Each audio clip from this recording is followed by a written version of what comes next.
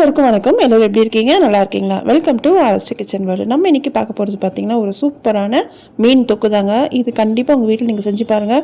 சூப்பராக இருக்கும், டேஸ்ட்டாக இருக்கும். சாதத்தில் போட்டு பிசைஞ்சு சாப்பிடும் போது அருமையாக இருக்குங்க. கண்டிப்பாக உங்கள் வீட்டில் நீங்கள் ட்ரை பண்ணிவிட்டு உங்களோட ஃபீட்பேக் சொல்லுங்கள். யாராவது என் சேனல் ஃபஸ்ட் டைம் பார்க்குறீங்க, என் சேனலை சப்ஸ்கிரைப் பண்ணி வச்சுக்கோங்க. பக்கத்தில் இருக்க பெல் ஐக்கானை கிளிக் பண்ணிக்கோங்க. அப்போ தான் நான் போகிற வீடியோஸ்லாம் உங்கள் வீடு தேடி வரும். இதுக்கு நம்ம ஃபஸ்ட்டு ஒரு அடிகனமான கடாய் எடுத்துக்கலாம். அதில் பார்த்திங்கன்னா ஒரு 3லேருந்து 4 டீஸ்பூன் எண்ணெய் சேர்த்துக்கிறேன். எண்ணெய் பார்த்திங்கன்னா நீங்கள் யூஸ் பண்ணுற எந்த வித எண்ணெய் இருந்தாலும் பரவாயில்லைங்க, சேர்த்துக்கோங்க. சேர்த்துட்டு நம்ம மசாலா செய்கிறதுனால நான் ஒரு 5 வெங்காயம் எடுத்திருக்கேங்க. மீடியம் சைஸ் வெங்காயம் 5 எடுத்திருக்கேன். அதை சேர்த்து நல்லா அந்த எண்ணெயில் நல்லா வதக்கிக்கலாம். நல்லா வதங்கி வரணும். அது கொஞ்சம் கலர் மாறணும். நமக்கு கோல்டன் கலரில் மாறிச்சுன்னா நமக்கு நல்ல அந்த திக்னஸ் கிரேவிக்கு நல்லாயிருக்கும், டேஸ்ட்டும் நல்லாயிருக்கும். இதுக்கு பார்த்திங்கன்னா ஒரு கோலி உருட்டை சைஸ்க்கு நான் புளியை கரைச்சி எடுத்துருக்கேங்க. கொஞ்சம் திக்காக கரைச்சி எடுத்துக்கோங்க. இப்போது இந்த புளியில் நம்ம என்ன பண்ண போகிறோம் பார்த்திங்கன்னா, இந்த புளி எடுத்தோலையே அதுலேயே நான் ஒரு 2 டேபிள் ஸ்பூனுக்கு மிளகாய்த்தூள் சேர்த்துக்கிறேன். நம்ம வீட்டில் அரைச்ச மிளகாய்த்தூள் தான். நீங்கள் என்ன மிளகாய்த்தூள் சேர்க்குறீங்களோ அதை சேர்த்துக்கலாம். சிலர் மிளகாய் தனியாக தனியாக தனியாக சேர்ப்பாங்க. அப்போ மிளகாய் 2 ஸ்பூனும் தனியாக 1 ஸ்பூனும் சேர்த்துக்கோங்க. இது கொஞ்சம் நல்லா காரமாக இருந்தால் நல்லாயிருக்கும். சேர்த்துட்டு நல்லா கலந்துக்கலாம். அதாவது இந்த புளி தண்ணியை நம்ம கலந்துக்கலாம் நல்லா. இதிலே நான் உப்பும் சேர்த்துக்கிறேன். அதாவது நம்ம அப்புறமா சேர்த்துக்கலாம் உப்பு. இந்த மசாலாவுக்கு தேவையான உப்பு லைட்டாக நான் ஒரு 1/2 ஸ்பூன் சேர்த்துருக்கேங்க. இப்போ பார்த்திங்கன்னா வெங்காயம் நல்லா வதங்கி நமக்கு கோல்டன் ப்ரௌனில் நமக்கு கிடச்சிருச்சு. இதில் ஒரு 2 தக்காளி சின்ன சின்னதாக கட் பண்ணி சேர்த்துருக்கேன். இது பார்த்திங்கன்னா பெங்களூர் தக்காளின்றதால கொஞ்சம் பெரிய சைஸாக இருக்குது. நீங்கள் நாட்டு தக்காளி எடுத்திங்கன்னா 3 தக்காளி எடுத்துக்கோங்க. நம்ம புளியும் சேர்த்துருக்கோம். நாட்டு தக்காளி சேர்க்கும் போது புளிப்பு பார்த்து நீங்கள் தக்காளி சேர்த்துக்கோங்க. ஏன்னா பெங்களூர் தக்காளி அவ்வளோ நம்ம புளிப்பு இருக்காது. இது பார்த்திங்கன்னா பக்கத்தில் நான் மீன் குழம்பு வச்சுருக்கேன். இந்த குழம்பு ரெசிபி ஃபஸ்ட்டே நான் என்னோடய சேனலில் போட்டிருக்கேன். நான் டிஸ்கிரிப்ஷனில் கொடுக்குறேன், மேல் ஐக்கான்லேயும் நான் கொடுக்குறேன். இப்போ பார்த்திங்கன்னா மீன் குழம்பு கொதிக்குது. இந்த சமயத்தில் நம்ம மீனும் போட்டுக்கலாம். இந்த மீன் வச்சு தான் நம்ம இப்போது மீன் தொக்கும் நம்ம பண்ண போகிறோம். அதாவது மீன் தொக்கு செய்கிறதுக்கு நீங்கள் முள் இல்லாத மீன், அதாவது ஒரே ஒரு முள் இருக்கும் பார்த்திங்களா, வஞ்சிர மீன் அது மாதிரிலாம் இருக்கிற மீனை நீங்கள் மீன் தொக்குக்கு நம்ம செய்யலாம். முள் அதிகமாக இருக்கிறது செய்ய முடியாது. அதுவும் இல்லாமல் கொஞ்சம் கனமாக இருக்கிற மீனை இந்த தொக்குக்கு நம்ம யூஸ் பண்ணிக்கலாம். இப்போ பார்த்திங்கன்னா நம்ம மீன் போட்டுட்டு கரண்டி வச்சு கலக்காதீங்க. இது மாதிரி மீன் போட்டுட்டு அந்த பாத்திரத்தில் ஒரு 2-3 தடவை நல்லா நம்ம கலந்து இது மாதிரி நான் எப்படி இந்த பாத்திரத்தை நல்லா ஆட்டி விட்றனோ அது மாதிரி நீங்கள் பண்ணாலே மீன் நல்லா வெந்து வந்துடுங்க. அப்படி உங்களுக்கு மீன் வேகலை அப்படின்னா லைட்டாக நீங்கள் தட்டு போட்டு மூடி வைக்கலாம். இப்போ பார்த்திங்கன்னா இது நல்லாவே வதங்கிடுச்சு. தக்காளி நல்லா மெசிஞ்சு வந்திருக்கு.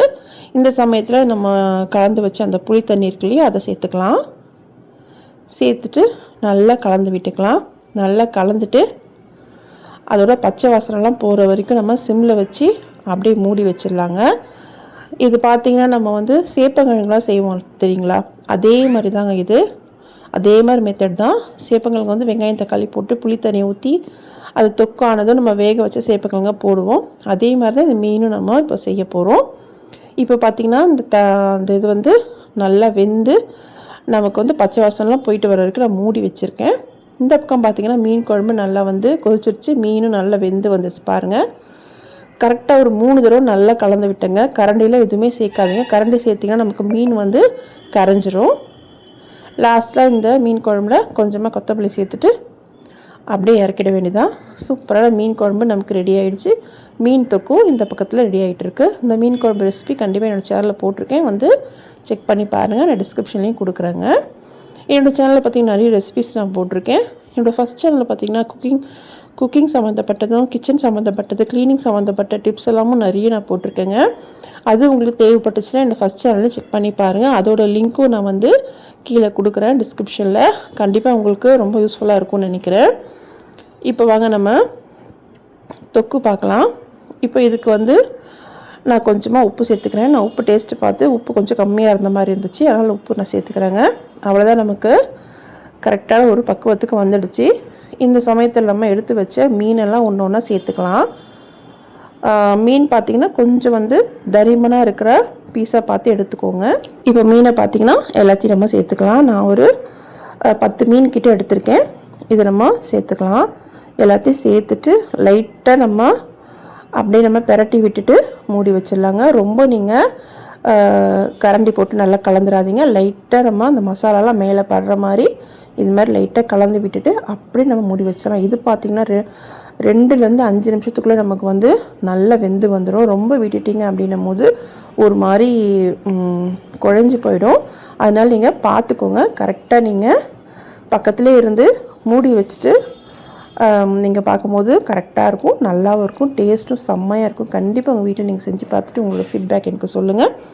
இது பார்த்திங்கன்னா அவ்வளோ அருமையாக இருக்கும். லாஸ்ட்டாக வந்து நம்ம கொத்தமல்லி கருவேப்பிலை போடுவோம் இல்லையா, நான் ஃபஸ்ட்டே வந்து கருவேப்பிலை சேர்த்துட்டு நம்ம வேக வைக்கலாம். ஏன்னா அந்த கருவேப்பிலையோட அந்த எசன்ஸ்லாம் இறங்கி டேஸ்ட்டும் நல்லாயிருக்கும், நல்ல ஒரு வாசனையாக இருக்கும். இப்போ பார்த்திங்கன்னா வந்து ஒரு 3 நிமிஷத்துலேருந்து ஆயிடுச்சுங்க.